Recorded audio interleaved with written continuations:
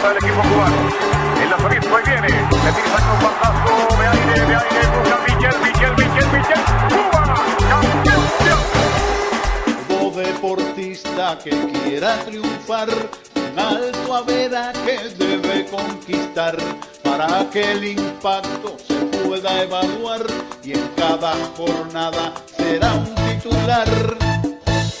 Un alto averaje tú vas a lograr, si te lo propones te has de preparar. El alto averaje que no tiene igual, alcanzas la gloria de forma estelar. El alto averaje te ha de consagrar y las multitudes te ovacionan, esperando siempre que te has de entregar. Como todo un héroe lo conquistarás. Alto averaje con el comentarista deportivo Titín Rodríguez Girado.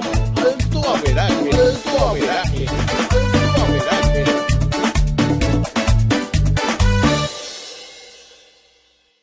Estimada familia de Alto Averaje, reciban todos ustedes el saludo caluroso desde Madrid, España, para los que están en sintonía, precisamente en este tiempo, con la Meca Radio.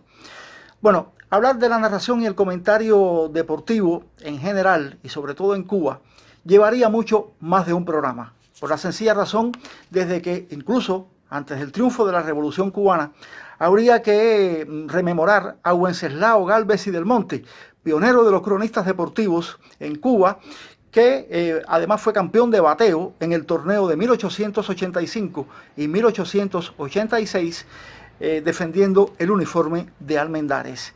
También habría que recordar a Víctor Muñoz, creativo periodista que, amén de traernos el luminoso Día de las Madres, introdujo en la década del 30 los términos serpentinero para referirse al lanzador de béisbol y laboratorio como gráfica de un error defensivo, ya que la pelota que burlaba a un jardinero izquierdo en los terrenos donde hoy se dirige la terminal de ómnibus nacionales de La Habana iba a parar a un laboratorio contiguo al campo de juego.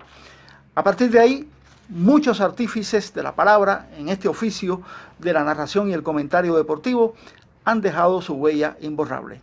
Ahora bien, cuando Alto Averaje comenzó sus transmisiones, lo hizo el 25 de abril pasado, aquí en estos estudios de la Meca Radio.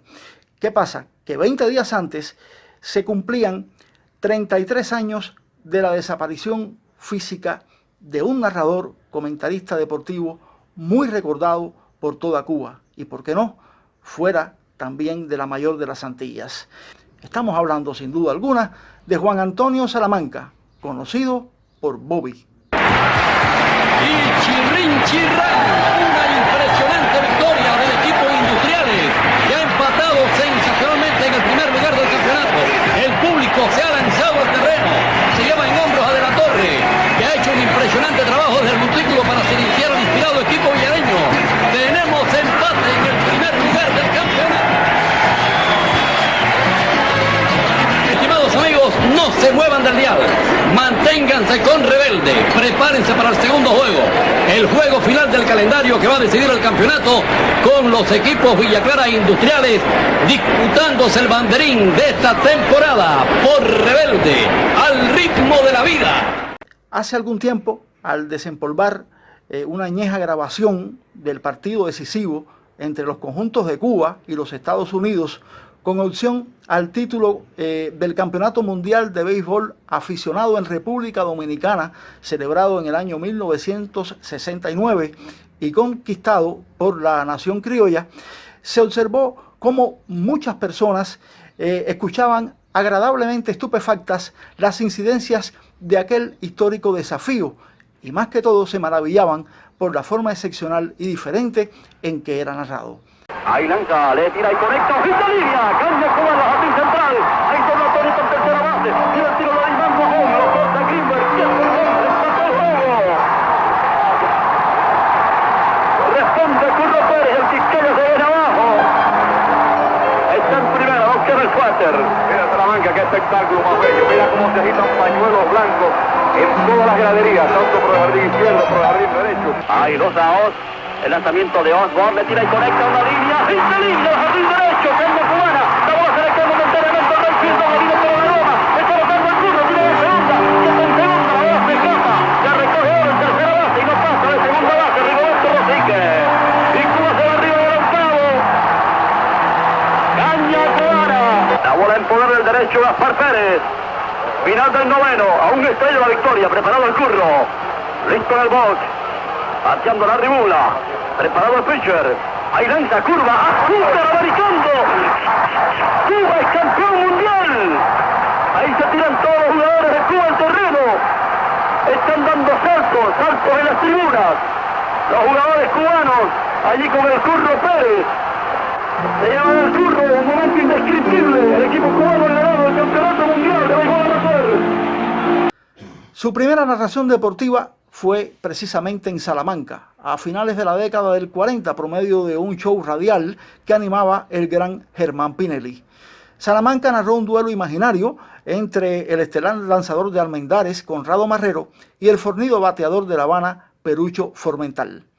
La forma de narrar con un léxico diferente al acostumbrado lo llevó a ganar el primer lugar y con él el premio de los 3 pesos y la java de los patrocinantes. Fue de mucha ayuda, ya que eran en extremo pobres y por ello desde pequeño le tocó trabajar en diversos empleos, desde repartidor de pan hasta un inexperto barbero.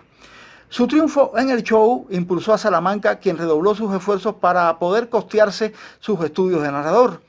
Gracias a ese título comenzó a laborar en la emisora Radio Marianao, que se ubicaba en los alrededores de la terminal de ómnibus nacionales. Allí fue donde se le colocó el apodo que se le reconocería a lo largo de toda su vida. La secretaria de esa emisora acostumbraba en llamarlo Bobito, y de esa forma, al cerrar su programa, se despedía como el Bobby Salamanca, continuando el juego a la muchacha, y a partir de ese instante nació su famoso sobrenombre.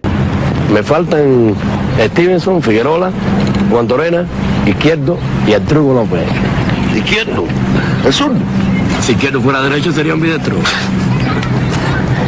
Izquierdo te va a cantar un bolero, flaco. Y conmigo, olvide el tango, que no estoy para eso. En realidad no era fácil extrapolar o digamos la terminología oficial de un deporte anglosajón al español, teniendo en cuenta que existen locuciones muy difíciles de traducir, como es el caso del strike en la pelota, y al que Bobby reemplazó por aquel inolvidable azúcar, óigame, y que bien le quedaba. Así, por ejemplo, el director del conjunto era el jefe de brigada, mientras los bateadores eran macheteros que de tener promedios elevados se definían como de alta productividad. De no estar alguien en base a la hora de empuñar la mocha, léase el bate, o dígase también el bate, la guardarraya estaba limpia, pero si los ángulos se congestionaban, entonces los tándemes estaban repletos. Si el bateador se ponchaba, el astro de la descripción le daba 3 golpes de mocha y lo tiraba para la tonga, aunque en el interín hubiese conectado un caguazo, que era como él se refería al foul. En caso de que el machetero bateara un hit, la palabra caña salía rauda de su garganta, y más aún cuando una conexión limpiaba las bases. Ese hombre no dejaba caña en el cogollo, ni cogollo en la caña. Si dicho cortador llegaba a primera por cualquier vía, estaba precisamente en el primer paso del millón, y así, sucesivamente, llegar hasta el central, que era el home plate. Temblaba el cañaveral si el hombre que en el círculo de espera afilaba la mocha era el gigante del escambray, Antonio Muñoz. En esa situación era muy posible que el lanzador se le aplicara la alzadora y viniera otro en su lugar para evitar una molida grande, que era como Salamanca describía, una entrada de muchas anotaciones. Mientras tanto, se le daba paso a la locomotora, que era el propio campeonato, porque ahí venía el tren de los 10 millones. Batea Mario López, listo en el box, el derecho Costa. Adelanta Marcos en primera base, lanza el pitcher, sale Marcos para segunda, le tira y conecta línea entre left y center, la pelota pica, va a ser un extra base, dobla, va llegando a tercera base, viene para la goma Marcos, ha cortado Casanova en el left center, va el tiro a segunda, va Mario López a segunda, ¡oh! En segunda base. También en el periodismo no solamente radial, sino escrito, pero además televisivo, se le vio ejercer esta profesión, entrevistando a luminarias grandes del deporte cubano. ¿Tú no has pensado en el retiro? En realidad, no, eso es difícil. Yo en el 72 pensaba que ya en el 80 terminaba. ¿Y qué pensabas de eso? ¿Qué pensarías de eso? Pensé eso en el 82 y después lo vi en la práctica, que no era así, que no es lo que yo pienso. Yo puedo pensar que puedo estar 6 meses más, o que puedo estar 1 año más, o que puedo estar 3 años más, pero eso no te lo puedo decir porque claro. No. Entonces, para eso habría que hacer un estudio con los psicólogos, con los médicos, con los entrenadores y uno mismo estudiar sin entender cuándo llega su momento. Sí, pero tú dices que ese momento llega cuando estés acabado. Sin embargo, tú no quieres pensar en eso todavía. No, pero no cuando estés acabado. Es que para el deporte, el deporte tiene un periodo. Entonces yo pruebo eso en el entrenamiento. Cuando me sienta mal en el entrenamiento, sí, que no resista la carga, que haya otro atleta aquí en Cuba, que ya esté, que sea más joven y que yo pueda volcar mi experiencia hacia él. Termino igual con los guantes. ¿Y entonces qué? Triunfo, fracasos, Montreal, Düsseldorf, las lesiones, Moscú 80. Juan Torena, ¿y tus hijos qué decías? Sabiendo dónde tú estabas, ¿qué pensabas tú de eso? Creo que los hijos míos siempre han vivido intensamente todo lo que me ha sucedido a mí desde el punto de vista deportivo. ¿Por qué tú no ganaste? Un día el hijo mío me dijo, ¿por qué tú no ganaste? Como queriendo decirme que siempre él había escuchado que yo ganaba y que por qué en esta vez el padre no había ganado, ¿no? Una cosa muy interesante.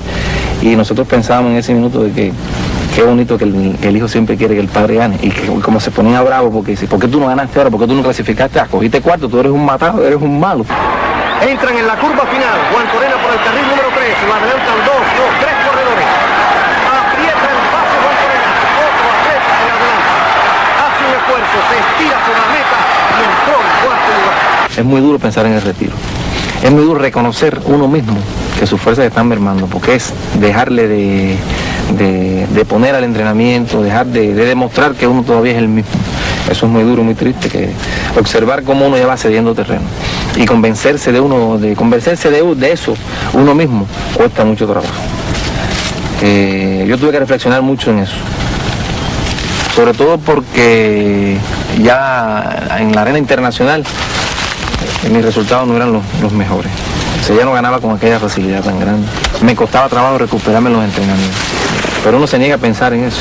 En el subconsciente el ser humano niega que está retrocediendo, que está cediendo terreno. O sea, niega que la vida lo está venciendo en ese aspecto. Pero convencerse uno mismo de que no puede es la etapa más difícil y más dura que tiene el deportista. Una de las personas que, por supuesto, se ha referido a Bobby con un cariño entrañable fue precisamente nuestro colega Modesto Agüero, residente en España, aquí en la localidad de Fuenlabrada, y con el que compartió muchísimos momentos, tanto de narración como personales, y así lo describe Modesto, refiriéndose a este hombre que dentro de la narración y el comentario deportivo dejó, como ya hemos comentado, una huella inolvidable. Sí, bueno, hablar de Bobby Salamanca es hablar del narrador deportivo más talentoso que yo he conocido. Tuve oportunidad de ser su amigo, visitaba su casa, él visitaba la mía, compartíamos con un carácter Bobby bien jaranero, siempre estaba haciendo bromas, siempre estaba haciendo maldades, muy buen amigo, muy buena persona, diría yo, hombre y amigo, Bobby Salamanca. Lamenté mucho su desaparición física porque, repito, fue un gran narrador y un gran compañero de trabajo. Tengo una anécdota: cuando yo llegué de Camagüey, yo prácticamente desconocido de La Habana, acababa de llegar de Camagüey y empezar primero a trabajar, estábamos unidos, radio y televisión, y empecé a trabajar con ellos y él entró a la cabina a conversar. Él no estaba narrando en ese momento el juego que estábamos transmitiendo. Entró a conversar con el que estaba transmitiendo conmigo y no me dijo nada. Y cuando salió se dio cuenta y viró inmediatamente, se disculpó. Para mí era normal porque yo era un desconocido, acababa de llegar de Camagüey, no. Pero se disculpó, me ofreció 1000 excusas por haber entrado a la cabina y no haberme saludado. Un bonito gesto que denota una tremenda humildad, aunque era uno de los más grandes narradores que conocí en mi vida. Es la opinión que tengo del gran Bobby Salamanca. Hace un tiempo se publicó una entrevista realizada a su hijo, Bobby Salamanca Jr., actualmente periodista de la cadena Radio Martí.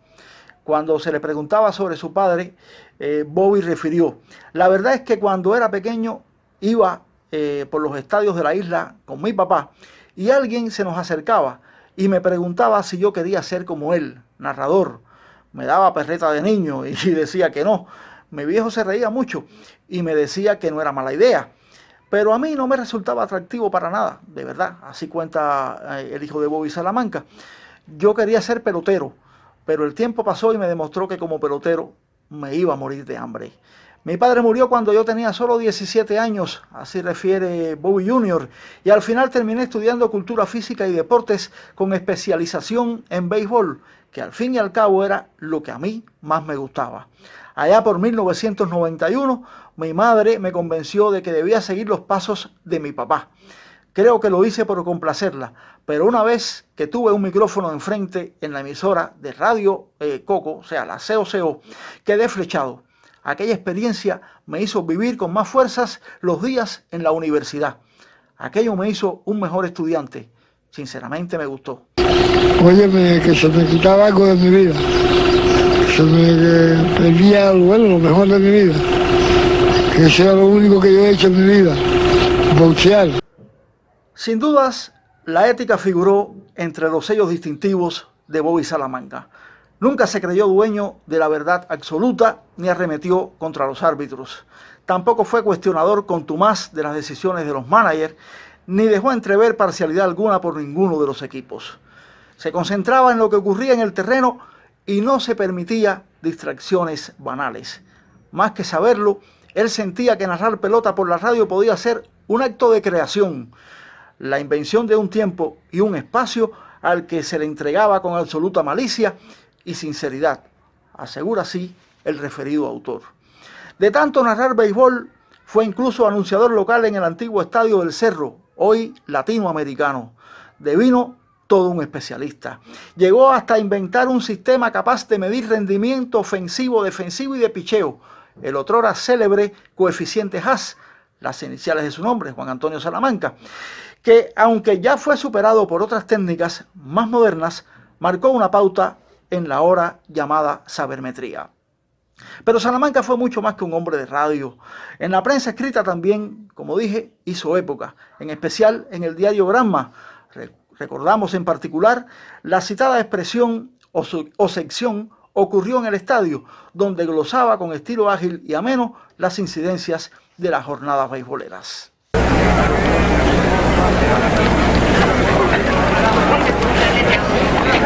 ¡Hey, cuarto bate! Tirando las piernas. ¿Qué, flaco? ¿Qué te pasó ayer? La pelota. ¿Qué vas a hacer?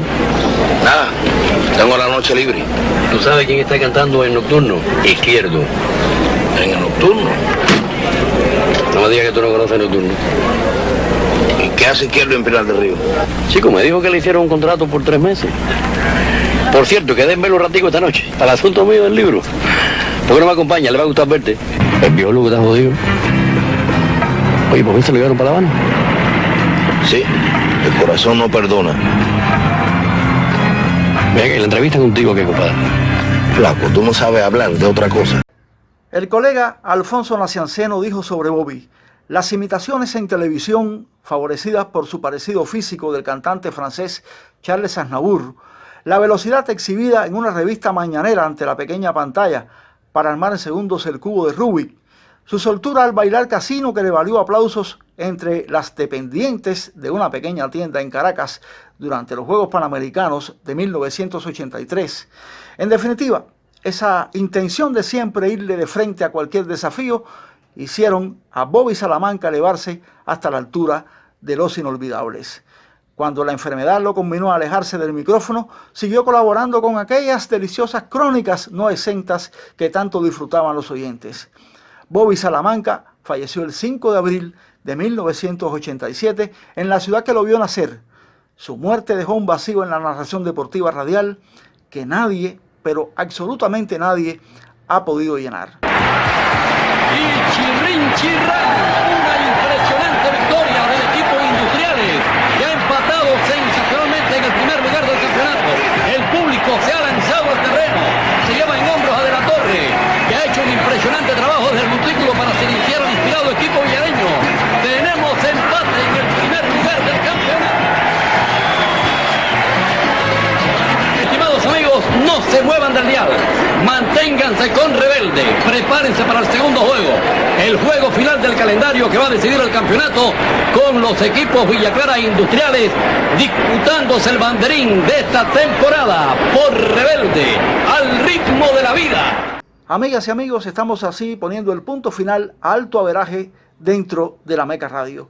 Lo vamos a hacer porque también Julita Osendi, quien fuera un artífice de la palabra en el comentario deportivo dentro de los medios en Cuba, ya jubilada, pues tuvo la oportunidad muy joven y comenzando en estos menesteres de entrevistar a Bobby Salamanca. El siguiente video pues muestra precisamente una entrevista a raíz de que Bobby recibiera un importante reconocimiento por parte de sus compañeros de los medios de difusión masiva. Este ha sido un homenaje a quien, repito, pudo y tuvo la originalidad de convertir el terreno de juego en un febril cañaveral con las terminologías utilizadas para narrar y describir un juego de pelota.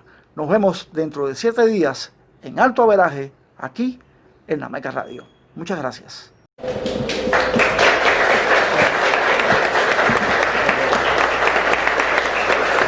Bobby, ¿qué experimenta un locutor, narrador, comentarista deportivo como tú ante un hecho como esto? ¿Qué experimenta? Bueno, a mí me preguntaba hace un rato Iván Becerra para Radio Habana, Cuba, que cuál era la cualidad que consideraba esto más valiosa en el ser humano. Yo lo hablaba, entre una de ellas la sinceridad, y yo quiero ser sincero.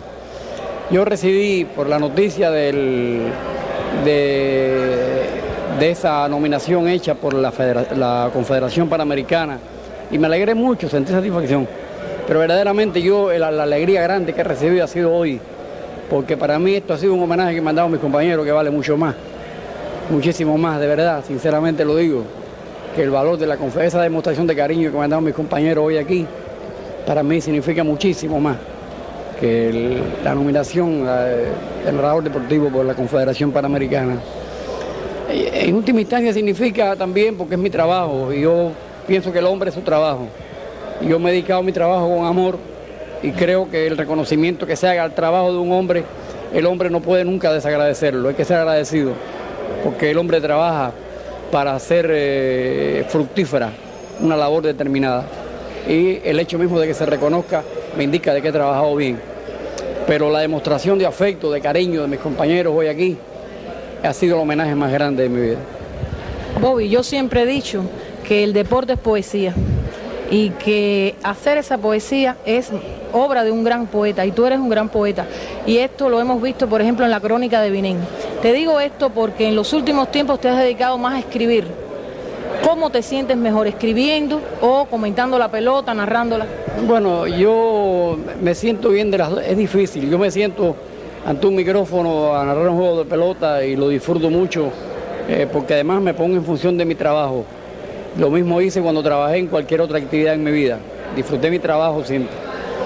Yo quiero decirte que yo fui bodeguero, y yo disfrutaba mucho envolviendo, me gustaba envolver, y yo quería ser el que mejor envolvía una libra de arroz, por ejemplo.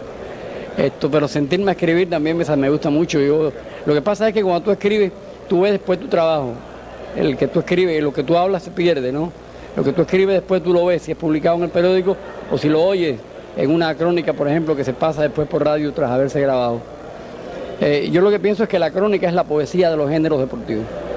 Y sí, por eso me gusta mucho la crónica y tiene mucho que ver con lo que tú dices. Para mí la crónica es la poesía del género deportivo, del género periodístico. ¿Y qué significa para ti? Una pregunta un poco manida, ¿no? pero ¿qué significa para ti ser el ejemplo de ese pueblo que tanto te quiere, que tú vas por la calle y te dicen, mira el Bobby, ¿dónde está el Bobby? ¿Qué hace el Bobby? Bueno, yo creo que realmente aquí hay muchos ejemplos de eso. Yo creo que hay muchos compañeros muy valiosos que tienen igual, que no han sido reconocidos este año, pero que lo van a hacer el que viene, y que tienen igual el afecto, el cariño de todos nosotros. Hay varios compañeros muy destacados en esta función que igualmente, donde quiera que van, el público lo recibe con cariño, con afecto, y reconoce la calidad de su trabajo realizado durante muchos años. ¿Cómo ve? Sí, sí. Para mí significa mucho, naturalmente, porque yo para el pueblo trabajo. Y cualquier cosa que venga, mi trabajo es para el pueblo, no es para el premio de la Confederación, por eso decía, ¿no? Aunque agradezco mucho a la Confederación que me haya hecho esa proclamación. Pero todo lo que venga del pueblo, porque para el pueblo hoy. Bobby, ¿cómo ves el béisbol en Cuba ahora que se avecinan los Juegos Olímpicos, que es un deporte olímpico, que puede introducirse Ese es un tema el largo. Profesionalismo? A grandes rasgos. Bueno, yo creo que el béisbol tiene que superarse mucho. Nosotros estamos acostumbrados a competir en un medio, el amateur, carente de técnica. Ninguno de los países que han participado en eventos con nosotros tienen la técnica, porque la técnica llega realmente a través de la organización del béisbol.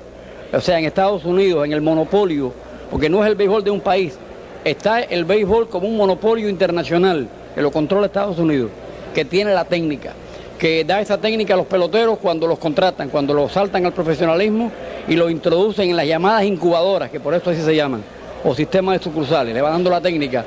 Y nosotros lo que tenemos que prepararnos para la incursión que va a hacer el profesionalismo en el campo del deporte, del béisbol. Y tendremos que en lo adelante enfrentarnos también al profesionalismo. O sea, que quiere decir enfrentarse a ese monopolio internacional. Y la tarea, por lo tanto, que tenemos por delante es muy dura. Creo que el béisbol tiene que mejorarse mucho y tenemos que ver que ese negocio es un negocio de muchos millones de dólares y por lo tanto le han puesto a disposición de él mucha técnica durante muchos años, que esa técnica no llega al amateurismo y no podemos engañarnos por los triunfos que hemos alcanzado. Cuba hasta ahora ha sido el mejor béisbol amateur del mundo. En lo adelante tendremos que luchar por ser el mejor béisbol del mundo, que es diferente. Bien, Bobby, te damos las gracias por estas palabras y por el momento tan feliz que hemos vivido al lado tuyo. Muchas gracias a ti, Julieta, muchas gracias.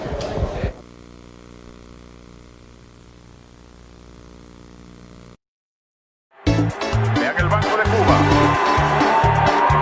A un lado de la victoria está el equipo cubano. El lanzamiento ahí viene. Le tiran un batazo de aire, busca Michel. ¡Cuba! ¡Campeón! Todo deportista que quiera triunfar, un alto averaje debe conquistar para que el impacto se pueda evaluar y en cada jornada será un titular. Un alto averaje tú vas a lograr, si te lo propones te has de preparar. El alto averaje que no tiene igual, alcanzas la gloria de forma estelar. El alto averaje te ha de consagrar y las multitudes te ovacionan, esperando siempre que te has de entregar. Como todo un héroe lo conquistarás. Alto averaje con el comentarista deportivo Titín Rodríguez Girado.